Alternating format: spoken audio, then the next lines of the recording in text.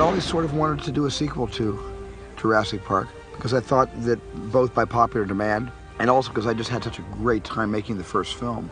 Welcome to Jurassic Park. I just had to hear that again. The idea of being inside a prehistoric world that exists somewhere in this world today, that really compelled me. And I thought, wow, what a great story. A few weeks ago, a British family on a yacht cruise stumbled across the island. There's an island where there are dinosaurs, a bunch of dinosaurs, no electric fences, running around, no people there. They own the island, it's the lost world. And now it's only a matter of time before this lost world is found and pillaged. Old temptations and the old adrenaline comes up again. I'm not making the same mistakes again. No, you're making all new ones. And he takes risks again. Hopefully we've kept this island quarantined and contained, but I'm in shock about all this. He says he's going to send some people on land, a few people, to sort of document them. Wow. Isn't it great? Ooh, that's how it always starts. But then later there's running and screaming. It was really sitting down with Michael Crichton, and Michael wrote, the story in his book, and then David Koepp came in and did a wonderful screenplay, and The Lost World is going to be a pretty good story. We won't stay anywhere near these islands. Se llaman las cinco muertes. They call the islands las cinco muertes. Sí. What does that mean? The 5 deaths. Steven's got such a wonderful, fertile mind, especially for these sorts of adventure sequences. They're so big that they're close to you even when they're 20 feet away, because they've got so much girth and dimension that even when they're 20 feet away, they're going to look like they're all around you. Okay. And they've all got their tails, kind of like scorpions, and they're all making swipes from the tails.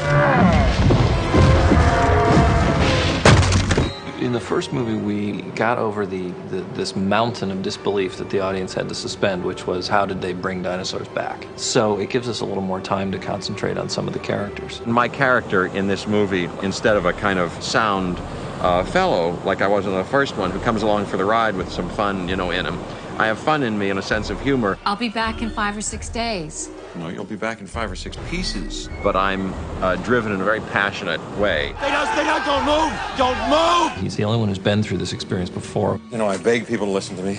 I use plain, simple English. I don't have any accent that I'm wearing. Oh, shut up. And against his will, he's dragged back into this situation to save someone's life. She's there to join a team of people who were there to study the dinosaurs. And the reason he goes down is to retrieve her. Why didn't you say something to me? Because I knew you would have stopped me from coming. God, no. Stay there. Sarah! Shoot him! He's just protecting your baby. So am I.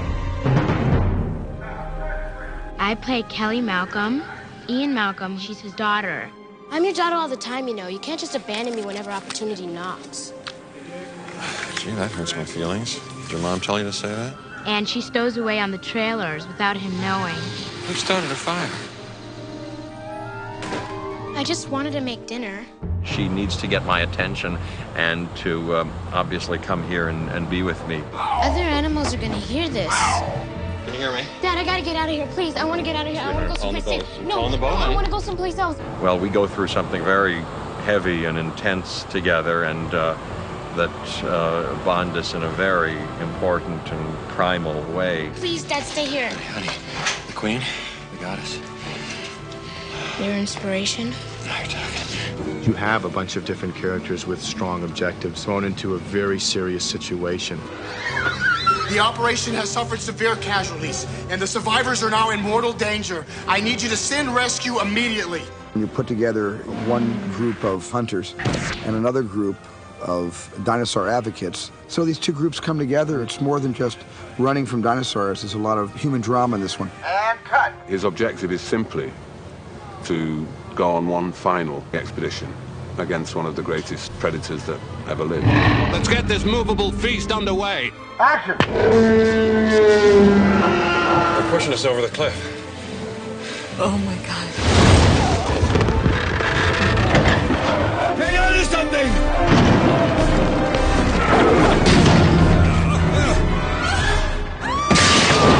Physically, it was a hard playground. We just did everything. Me and Vince Vaughn and Julianne Moore are trapped in horrible situations and just fighting for our lives. You guys would start by looking up, Then you would look off to the left, right, like quickly, because this whole thing is moving. And the reason you're looking all over is you don't want to get hit by the side. Okay, now guys, looking up. Here comes the trailer. Oh my God, and duck your heads from the trailer. Look back down. Slowly look up. Okay, now it goes to the ground. Everybody look down to the ground. Explosion. It is truly the most physically demanding film I've ever done. Oh God, please.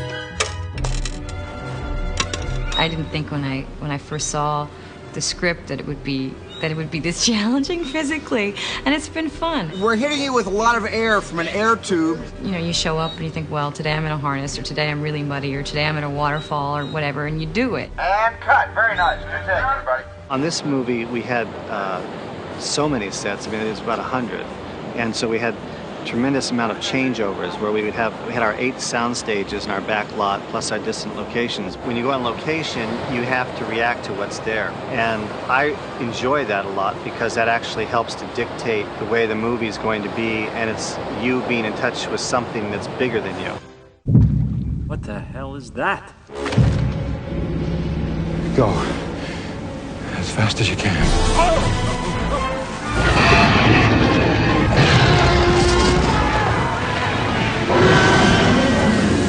I don't think the screenwriter should ever be trying to write to existing technology. You write what you think tells your story in the best or most exciting way, and leave it up to them to figure it out. A movie like this needs at least a year to 18 months of prep time. It takes 18 months to build the animals. And to prepare a production of this size, you began sketching and designing some of the sequences about 2 years ago. What is that? When people ask me, what's a dinosaur really look like?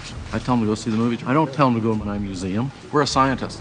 We give the information to the artist. The artist puts it together and makes it actually more sensible. We're solving That's right. a 100-million-year-old mystery. He's got a broken leg. Let's get in the car before they hear us. Out of your mind?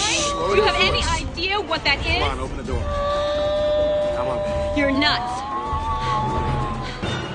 We're trying to create a story visually that kind of feels realistic, not like the amusement park as in the first one, but more like the Lost World. You recognize this trackway? Yes, I do. Tyrannosaur. We certainly wanted to raise the stakes, where Stan Winston was concerned, because he had a chance to make dinosaurs that were even more lifelike, and he really did that. The bird theory that if they were, how we have breathers and everything, yeah, it would be neat if we could have these guys going. Oh, really fast? Like really fast. Yeah. That'd be great. Yeah. Okay, Mr. Wizard.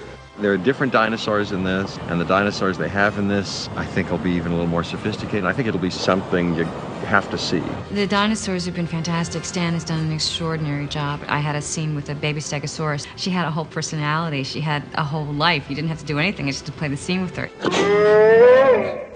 It's important in these movies that the animals never be characterized as villains, because they're not. They're just there doing what they do. Like it's not scared. It's when the humans come in conflict with one another through greed or hate that they find themselves sort of at the mercy of the animals. When you're that close to them and you see how massive they are in scope, they come to life when they start to move. Maybe there's a DNA memory clone, kind of a, what would you call it, kind of a psychic DNA. That'd be great. And maybe it recognizes you. It's all a leap of the imagination anyway. When you work with them, you have to keep pinching yourself to say, actually, that's not a real creature. The whole collaboration, Michael Lantieri is the guy involved with special effects on the set, so they're knocking over gas pumps and breaking windows and things and knocking over cars. To a certain extent, we're creating what's going to happen later.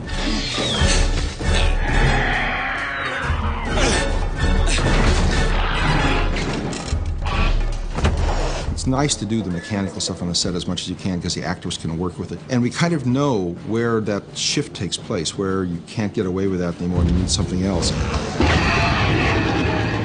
One of the things we did here at ILM before the plate photography was done was I did a little animatic where we just set up ponds of a herd of paras, herd of galleys, and a motorcycle, and just set up different paths and how the motorcycle could be chasing these things through the legs of this brontosaur.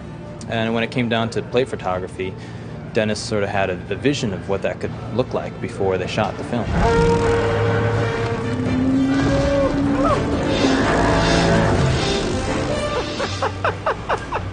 The What we're doing now is setting up the shot, getting the actors to imagine what's actually there, even though it's not going to be there. They have to know where to look, and then getting the scene to look like they're in the new Jurassic Park: The Lost World. The process starts with shooting the live-action backgrounds on set and taking precise measurements. We'll then reconstruct from scratch what that animal looks like. And then once the model is made, the animator will then be able to animate the character, one frame at a time. A lot of actors say when they get the walk down, then they understand the character. Well, it's similar to what we do here because animators are essentially performers. Just when you have that one come in, maybe just one other one too. Would be nice. Looks a little bit empty. Yeah. But just the way they're gathering and everything is the way they're coming, almost like land piranha. I'm afraid there isn't enough to go around.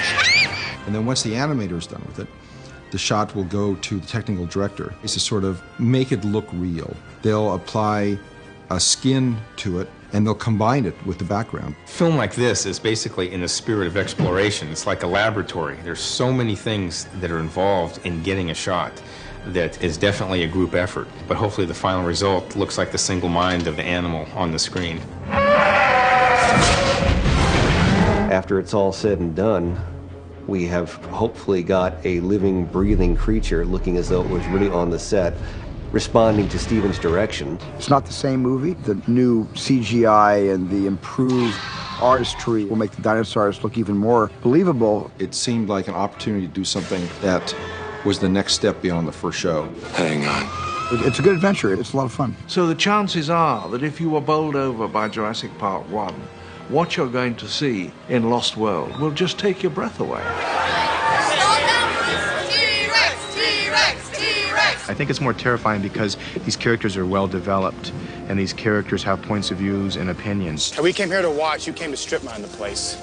Back off. At least we came prepared. And so I think you become invested in these characters. Taking dinosaurs off this island is the worst idea in the history of bad ideas. I think it'll be frightening and thrilling and fun. Oh, that's good. Okay, let's shoot. If anybody was looking at this and didn't know we were about to shoot a scene, they would find this to be a pleasant form of masochism. I really think of the audience when I think of a Jurassic Park or a Lost World. And yeah, a lot of this movie was made for what I hope would be a pleasure and an adventure for the audience. My God, people are going to jump right out of their seats because I know that I would. What is it? Mommy's very angry. Okay, we got it. Fabulous. Great, we got it.